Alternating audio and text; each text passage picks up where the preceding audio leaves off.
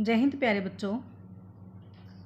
आज का हमारा विषय है राम लक्ष्मण परशुराम संवाद। हिंदी साहित्य की दुनिया में आप सबका स्वागत है। 2 पद्यांश हम कर चुके हैं, 2 अभी करेंगे। कहाँ तक हम कर चुके थे कि परशुराम कह रहे थे लक्ष्मण को कि तुम जानबूझकर अपने माता पिता को सोच में डाल रहे हो। मेरे फरसे के डर से गर्भ के शिशु भी मर जाते हैं। उनके इन बातों को सुनकर बिहसी लखनऊ बोले मृदु बानी। बिहसी हंसकर लखनऊ लक्ष्मण मृदु कोमल वाणी में बोले, अहो मुनीसु महाभट्ट मानी। अरे मुनि महाभट्ट महान योद्धा, आप तो अपने आप को महान योद्धा समझते हो। पुनि पुनि बार बार मोही देखा कुठारू कुठारू कुल्हाड़ा। आप तो बार बार मुझे अपना कुल्हाड़ा दिखा रहे हैं। चहत उड़ावन फूकी पहाड़ू पहाड़ू पहाड़ उड़ावन उड़ाना चहत चाहता। आप तो फूंक मारकर पहाड़ को उड़ाना चाहते हो। यहाँ कुमड़बतिया को नाही, यहाँ भी कोई कोमल फूल कुम्हड़े का फूल नहीं है। जे तर्जनी देखी मरी जाई, जो आपकी तर्जनी को उंगली को देखकर डर जाएं। मैं भी इतना कमज़ोर नहीं हूँ। देखी कुठारू सरासन बाना, आपके कुल्हाड़े और धनुष बाण को देखकर जो कुछ भी कहा है आपने अभिमान सहित कहा है। भृगुसुत समूझी, भृगुसुत समझ यहाँ पर परशुराम के लिए प्रयोग किया गया है। भृगुसुत समूझी जिनेऊ बिलोकी, जनेऊधारी देखकर और एक भृगु वंश का मुनि समझकर जो कछु कहूँ सहो रिस रोकी, जो कुछ भी कहा है अपने गुस्से को रोक कर ही कहा है। सुर महिसुर हरिजन अरुगाई, लक्ष्मण कहते हैं हमारे कुल में देवता पर, गरीब पर, गाय पर, ब्राह्मण पर और भक्त पर कभी भी अस्त्र नहीं उठाते हैं, इन पर कभी वार नहीं करते हैं। हमरे कुल इन्हें पर न सुराई, हमारे कुल की यह रीति है कि इन पर कभी भी वार नहीं करते हैं। बंधे पापू, यदि इनको मार देते हैं तो पाप लगता है। अपकीर्ति हारे, और यदि हम इनसे हार जाते हैं तो हमारा अपयश होता है, इसलिए हम इन पर अस्त्र ही नहीं उठाते हैं। मारता हूँ पापरिय तुम्हारे पापैर,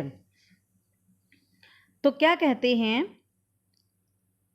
यदि आप मुझे मारेंगे तो भी मैं आपके चरणों में ही गिरूंगा, और फिर आपके तो वचन ही करोड़ों वज्रों के समान हैं।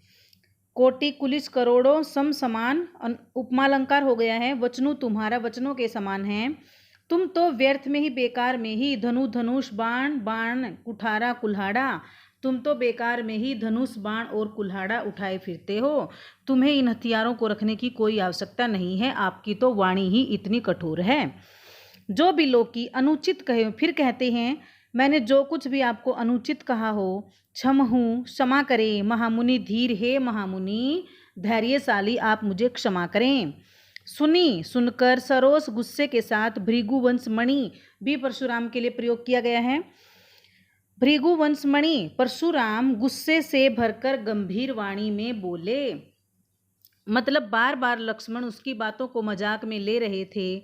जब परशुराम बड़ी बड़ी डींगे हाँक रहे थे, अपना प्रताप, अपने गुण, अपनी वीरता का बखान कर रहे थे, तो लक्ष्मण उसका उत्तर दे रहे थे बिना हिचकिचाहट के। तो परशुराम को उसकी यह सब बातें अच्छी नहीं लग रही थी, और देखा जाए तो बड़े का अपमान करना भी अनुचित होता है। तो लक्ष्मण की कुछ बातें यहाँ पर सही नहीं थी और कुछ सही थी। चौथा पद्यांश, कौशिक सुनहूं, अब गुस्से से फिर बोलते हैं परशुराम। कौशिक विश्वामित्र के लिए प्रयोग किया गया, जो उनके गुरु थे, उनके साथ आए थे राम लक्ष्मण के साथ।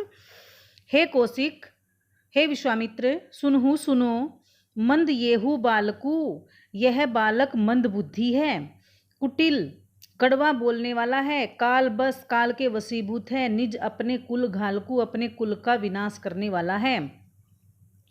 भानुवंश राकेश कलंकु, राकेश चंद्रमा, भानुवंश सूर्यवंशी, सूर्यवंशी होते हुए भी चंद्रमा के कलंक के समान है।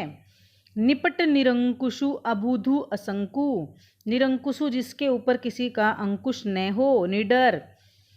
असंकु निडर, निपट बिल्कुल, यह बालक बिल्कुल उदंड है, निडर है और इसके ऊपर किसी का अंकुश नहीं है। काल कबलू होई ही क्षण माही, क्षण भर में यह मौत के हवाले हो जाएगा। कहो पुकारी खोरी मोही नाही, अब तो मैं पुकार कर कह रहा हूँ, फिर मुझे कोई दोष मत देना। तुम्हें हटकऊँ जो चहूँ उभारा, मना कर दो, यदि तुम इसको बचाना चाहते हो तो इसको यहाँ से बोलने से मना कर दो। कहीं प्रतापू बलू रोसू हमारा, बल रोसू गुस्सा, कहीं कहकर इसको हमारे गुस्से, प्रताप और बल के बारे में बता दो। लखन कहे हूँ, लक्ष्मण बोले, मुनि हे मुनि, सूजसू तुम्हारा, तुम्हारे सूयस को तुम ही अछत को बर नहीं पारा, बर नहीं बता सकते हो। अछत अच्छी तरह तुम ही अच्छी तरह से बता सकते हो। अपने मुंह तुम्हें आप नहीं करनी, अपने मुख से तुम अपनी प्रशंसा बहुत बार कर चुके हो। बार अनेक भांति बहुबरनी, बार तुम अपने मुख से अपनी प्रशंसा बहुत बार कर चुके हो। नहीं संतोषु, इतने पर भी आप संतुष्ट नहीं हैं।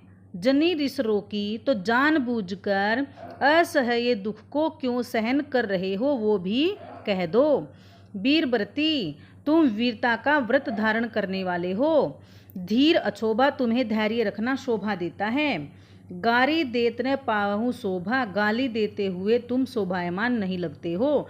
मतलब एक वीर योद्धा को गाली देना अच्छा नहीं लगता है। सूर समर करनी करही, सूर समर युद्ध क्षेत्र में, योद्धा को युद्ध क्षेत्र में लड़ना शोभा देता है। अपने प्रताप का गुणगान तो कायर लोग करते हैं, भला तुम्हारे यश का गुणगान कौन कर सकता है। तुम अपना गुणगान बहुत बार कर चुके हो। विद्यमान रण पाई, रण युद्ध क्षेत्र में विद्यमान उपस्थित पाकर, रिपु दुश्मन, कायर लोग कथही प्रतापु, कायर लोग ही अपनी वीरता का गुणगान करते हैं। जो असली योद्धा होता है वो तो लड़कर अपनी वीरता दिखाता है। तो लक्ष्मण बार बार परशुराम को यही कह रहे थे कि आप डींगे न हाँके, बार बार अपने मुख से अपनी वीरता का गुणगान न करें। यदि आप वास्तव में वीर हैं तो लड़कर दिखाएं, एक योद्धा की तरह अपना गुणगान न करें। तो बार बार लक्ष्मण की इस प्रकार की बचकानी बातें सुनकर परशुराम को बहुत गुस्सा आ रहा था और वह अपने गुस्से पर नियंत्रण नहीं कर पा रहे थे और बार बार अपने फरसे को उठा रहे थे लक्ष्मण को मारने के लिए, और वह अपने गुरु के ऋण से उऋण होना चाहते थे।